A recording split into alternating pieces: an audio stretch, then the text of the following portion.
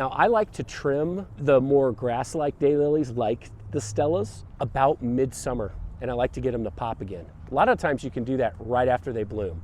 I have cut Stellas back that have maybe got some rust on them or something like that in the nursery setting. 2 weeks later, you know, they've flushed out pretty good. And it's a tough plant. All right, this one is called Island Bonfire Kokomo Daylily. Very pretty on the picture, very pretty. So yellow with that orangish red throat. Great for pollinators, man.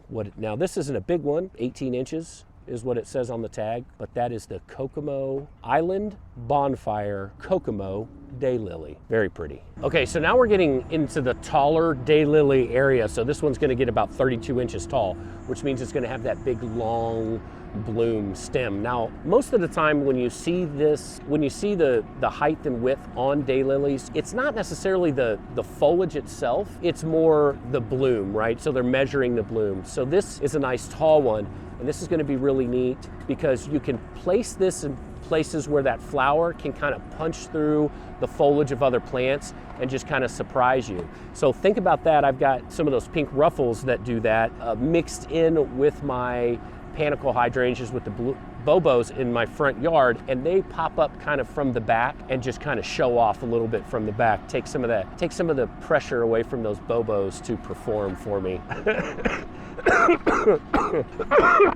Why? I like them. Okay, this is one that I mentioned earlier. I didn't know it was in this group, but here it is, the Happy Returns Daylily. This is an oldie but a goodie. This is my go-to versus the Stella because it's a more canary yellow color versus an orangish yellow. So a combination of this with a purple Daora or any of the other colored daylilies bloom really well, and they're good opposites of each other, and so they show up to the party.